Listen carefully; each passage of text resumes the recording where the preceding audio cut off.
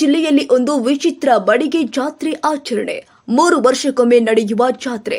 ಮೈಮೇಲೆ ನೀರು ಎರಚೋದು, ಪರಸ್ಪರ ಬಡಿಗೆಯಿಂದ ಹೊಡೆದಾಡೋದು, ಭಂಡಾರ ಎರಚಿದ್ರೆ ಬಡಿಗೆ ಮುರಿಯುತ್ತೆ ಹೊರತು ಗಾಯಗಳಾಗಿಲ್ಲ. ಅರೆ ಏನಪ್ಪಾ ಇದು, ಏನ್ ಹೇಳ್ತಾ ಇದ್ದಾರೆ ಅಂದ್ರ ಬನ್ನಿ ಈ ಸ್ಟೋರಿ ನೋಡೋಣ. ಹೌದು, ವಿಚಿತ್ರ ಅನಿಸಿದ್ರು ಇದು ಸತ್ಯ. ಜಾತ್ರೆ ಅಂದ್ರೆ ಗೊಂಬೆ ಕುಣಿತ, ಪಲ್ಲಕ್ಕಿ ಉತ್ಸವ, ಕುಂಭೋತ್ಸವ, ರಥೋತ್ಸವ ಇರುತ್ತೆ. ಆದ್ರೆ ಈ ಜಾತ್ರೆಯಲ್ಲಿ ಮಾತ್ರ ಬಡಿಗೆಗಳದ್ದೇ ಕಾರುಬಾರು. ವಿಜಯಪುರ ಜಿಲ್ಲೆಯ ಮುದ್ದೇಬಿಹಾಳ ತಾಲೂಕಿನ ಕವಡಿಮಟ್ಟಿ ಗ್ರಾಮದಲ್ಲಿ 3 ವರ್ಷಗಳಿಗೊಮ್ಮೆ ನಡೆಯುವ ಜುಮ್ಮಣ್ಣ ಮುತ್ಯಾನ ಜಾತ್ರೆ ಹಲವು ವೈಶಿಷ್ಟ್ಯತೆಗಳಿಂದ ಕೂಡಿದೆ. ಜಾತ್ರೆಗೆ ಜಮಾಯಿಸುವ ಭಕ್ತರು 3 ಗಂಟೆಗಳ ಕಾಲ ಬಡಿಗೆಗಳಿಂದ ಬಡಿದಾಡಿಕೊಡುತ್ತಾರೆ. ಈ ಕಾದಾಟದಲ್ಲಿ ಬಡಿಗೆಗಳು ಮುರಿಯುತ್ತವೆಯೇ ಹೊರತು ಭಕ್ತರಿಗೆ ಏನೂ ಆಗುವುದಿಲ್ಲ ಎಂಬುದು ಇಲ್ಲಿನವರ ನಂಬಿಕೆಯಾಗಿದೆ. ಇನ್ನು ಈ ಜಾತ್ರೆಯು ತನ್ನದೇ ಆದ ಇತಿಹಾಸವನ್ನ ಹೊಂದಿದೆ. ವಾಡಿಕೆಯಂತೆ ಜಾತ್ರೆ ನಿಮಿತ್ತವಾಗಿ ಪೂಜಾರಿ ಮನೆತನದವರು ಹಾಗೂ ಕುಂಟೋಜಿ ಮನೆತನದವರು 1001 ಬಡಿಗೆಗಳನ್ನ ಕವಡಿಮಟ್ಟಿ ಮುರಾಳದ ಅಡವಿಗಳಿಂದ ತರುತ್ತಾರೆ. ಜಾತ್ರೆ ದಿನ ದೇವರನ್ನ ಬಾವಿಯಲ್ಲಿ ಗಂಗಾಸ್ನಾನ ಮಾಡಿಸಿ ಊರ ತುಂಬಾ ಮೆರವಣಿಗೆ ನಡೆಸಿ ದೇಗುಲದಲ್ಲಿ ಪ್ರತಿಷ್ಠಾಪಿಸಲಾಗುತ್ತೆ. ಗುಡಿಯಲ್ಲಿ ಹಾಗೂ ಗ್ರಾಮದ ಅಗಸಿ ಬಾಗಿಲಿನಲ್ಲಿ ದೇವರ ಹೇಳಿಕೆಗಳನ್ನ ಅಂದ್ರೆ ಮಳೆ, ಬೆಳೆ, ಸುಭಿಕ್ಷ ಕಾಲದ ಬಗ್ಗೆ ಪೂಜಾರಿ ಮನೆತನದವರು ಹೇಳಿಕೆ ನುಡಿಯನ್ನ ಹೇಳ್ತಾರೆ. ನಂತರ ನಡೆಯುವುದೇ ಬಡಗೆ ಹಬ್ಬ. ಜಾತ್ರೆಗೆ ಬರುವ ಭಕ್ತರು ಗುಂಪು ಗುಂಪಾಗಿ ಬಡಿಗೆಗಳನ್ನ ಹಿಡಿದು ಕಾದಾಡುತ್ತಾ ಹೋಗುತ್ತಾರೆ. ಕಾದಾಟದಲ್ಲಿ ಯಾವುದೇ ಗಾಯಗೊಂಡು ಕೂಡ ಅನ್ನದಲ್ಲಿ ಅಂದ್ರೆ ವೈಜ್ಞಾನಿಕವಾಗಿ ಅರಿಶಿಣ ಭಂಡಾರ ಸೇರಿಸಿ ತಯಾರಿಸುವ ಬಾಣ ಹಚ್ಚಿದ್ರೆ ಸಾಕು, ಯಾವುದೇ ಅಪಾಯವಿಲ್ಲ ಎನ್ನುತ್ತಾರೆ ಸ್ಥಳೀಯರು. ಇದೊಂದು ಬಡಿಗೆ ಹಬ್ಬ, ಅರ್ಥ ಈರುಗುಡ್ಡಿ ಹಬ್ಬ ಅಂತ ಕರೀತಾರೆ.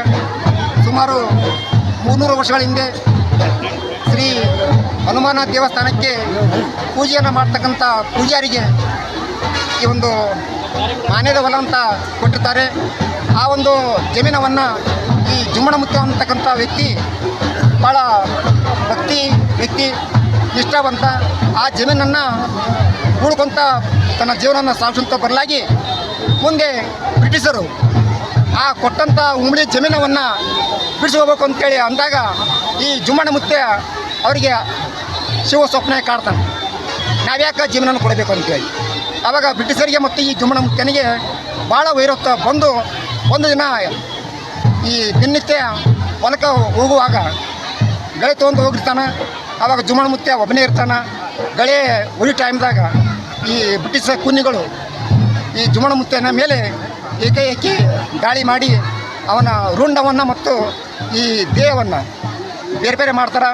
ಮುಂದೆ ಜುಮ್ಮಣ್ಣ ಮುತ್ಯನ ಮರದನ ಬುತ್ತಿ ತೊಗೋಬೇಕಂತೇಳಿ ತೊಗೊಂಡು ಹೊಲಕ್ಕೆ ಹೋಗ್ರಾಗ ರುಂಡಿ ಬೇರೆ, ಈ ಮುಂದೆ ಬೇರೆ ಆಗಿರ್ತದೆ. ಆವಾಗ ರುಂಡ ಅಂದ್ರೆ ದೇಹ ಇಲ್ಲದ ರುಂಡ ಮಾತಾಡ್ತಂತ, ಇಲ್ಲ ಈಗ ಹಿಂಗೆ ಆಗ್ಯದ, ನನ್ನ ಕಣ್ಣುಗುಡ್ಡಿ ಕಳೆಕಾಗ್ಯದ, ನೀವು ನನ್ನ ನೆನಪಿಗಾಗಿ ಹಿರೇಗುಡ್ಡಿ ಹಬ್ಬ ಮಾಡ್ಬೇಕಂತೇಳಿ ಜೊತೆಗೆ ನನ್ನ ದೇಹವನ್ನು ನನ್ನ ಮನೆಯ ಬಲಭಾಗದಲ್ಲಿ ನನ್ನ ಗುಡಿಯನ್ನು ಸ್ಥಾಪನೆ ಮಾಡಿ ನೀವು ನನ್ನ ಹಿರೇಗುಡ್ಡಿ ಒಂದು ನೆನಪಿನ ಅರ್ಥವಾಗಿ ನೀವು ಮಾಡ್ಕೊಂತ ಹೋಗ್ರಿ.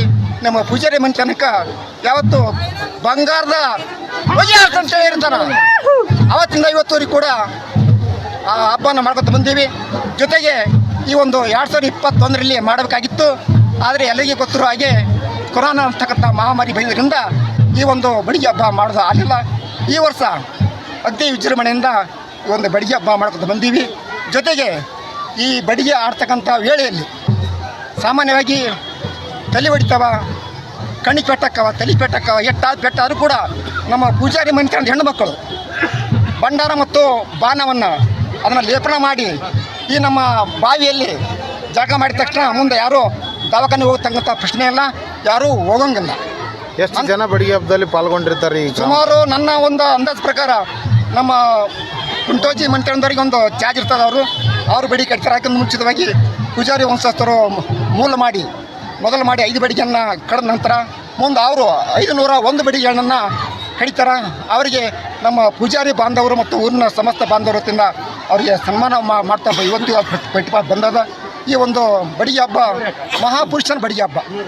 ಈ ಬಡಿಗೆ ಹಬ್ಬದಲ್ಲಿ ಯಾಕಿಷ್ಟು ರೋಷ ವೇಷ ಆಗುತ್ತಪ್ಪ ಅಂತಂದ್ರೆ ಇನ್ನು ಕೊರೋನಾದ ಲಾಕ್ಡೌನ್ನಿಂದ 6 ವರ್ಷದ ಮೇಲೆ ಈ ಜಾತ್ರೆ ಈ ವರ್ಷ ನಡೆದಿದ್ದು ಸಾವಿರಾರು ಭಕ್ತರಿಗೆ, ಗ್ರಾಮಸ್ಥರಿಗೆ ಹಾಗೂ ಸುತ್ತಮುತ್ತಲಿನ ಊರಿನವರಿಗೆ ಖುಷಿಯನ್ನ ತಂದುಕೊಟ್ಟಿದೆ. ಜುಮ್ಮಣ್ಣ ಮುತ್ಯಾನ ಜಾತ್ರೆಯಲ್ಲಿ ಪಾಲ್ಗೊಂಡು ಜನ ದೇವರ ಕೃಪೆಗೆ ಪಾತ್ರರಾಗಿದ್ದಾರೆ. ಒಟ್ಟಾರೆಯಾಗಿ ಉತ್ತರ ಕರ್ನಾಟಕ ಭಾಗದಲ್ಲಿ ಜಾತ್ರೆಗಳು ತನ್ನದೇ ಆದ ವೈಶಿಷ್ಟ್ಯತೆಯನ್ನು ಹೊಂದಿರುತ್ತೆ ಎಂಬುದಕ್ಕೆ ಇದು ಸಹಿತ ಒಂದು ಉದಾಹರಣೆಯಾಗಿದೆ. ಏನ್ ಹೇಳ್ತೀರಿ ಇದ್ರ ಸಂಪ್ರದಾಯ ಏನು? ಇದು ಸುಮಾರು 300 ವರ್ಷದ ಇತಿಹಾಸ ಇದೆ. ಇದಕ್ಕೆ ಜುಮ್ಮಣ್ಣ ಮುತ್ಯಾರು ಒಂದಾನೊಂದು ಕಾಲದಲ್ಲಿ ಬ್ರಿಟಿಷರು ಅವ್ರ ಜೊತೆ ಹೋರಾಡಿಸಿ ಅವರು ಪ್ರಾಣ ತ್ಯಾಗ ಮಾಡಿದರು. ಅಂದಿನಿಂದ ಇಲ್ಲಿವರೆಗೂ ಸುಮಾರು 300 ವರ್ಷ ಆಯಿತು. ಪ್ರತಿ 3 ವರ್ಷಕ್ಕೊಂದ್ಸಲ ಇದನ್ನು ಈರ್ಗಾರ ಹಬ್ಬ ಅಂತೇಳಿ ಬಡಿಗೆ ಹಬ್ಬ ಅಂತೇಳಿ ಮಾಡ್ತಾ ಬಂದೀವಿ ನಾವು. ಮೊನ್ನೆ ಸಲ ಸ್ವಲ್ಪ ಕೊರೋನಾ ಅದು ಉದ್ದೇಶದ ಪ್ರಯುಕ್ತವಾಗಿ 5ನೇ ವರ್ಷಕ್ಕಾಗೈತೆ. ಇದು ಕರ್ನಾಟಕದ ಮೂಲೆಯಲ್ಲಿ ಎಲ್ಲಿ ಇಲ್ಲ. ನಮ್ಮ ಭಾರತ ದೇಶದಲ್ಲಿ ಕರ್ನಾಟಕ ತಗೋರಿ ನೀವು, ಕರ್ನಾಟಕದೊಳಗೆ ಅದು ವಿಜಯಪುರ ಜಿಲ್ಲೆ ಮುದ್ದೇಬಿಹಾಳ ತಾಲೂಕು ಕೌಡಿಮಟ್ಟಿಯೊಳಗೆ ಮಾತ್ರ ಐತಿ. ಈ ಹಬ್ಬ ಇಲ್ಲ. ಸುಮಾರು 500 ಬಡಿಗೆಗಳನ್ನು ಕಟ್ಕೊಂಡು ಬರ್ತಾರೆ ಕುಂಡೋಜಿ ಮನೆಯವರು. ಅದು ಭಾಳ ನೇಮ ನೀತಿಯಿಂದ ಕಟ್ಕೊಂಡು ಬರ್ತಾರೆ. ಇದು 3 ವರ್ಷಕ್ಕೊಂದ್ಸಲ ಮಾಡ್ಕೊತ ಬಂದೀವಿ.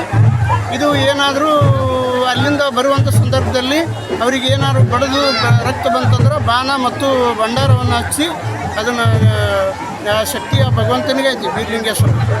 ಸುಮಾರು ಎಷ್ಟು ವರ್ಷಗಳ ಕಾಲ ಆಯ್ತು ರೀ? ಸುಮಾರು 300 ವರ್ಷದಿಂದ ಇದು ನಡ್ಕೊಂತ 300 ವರ್ಷಗಳ ಆಯ್ತು ಈ ಜಾತ್ರೆ ನೆರವೇರತೈತಿ.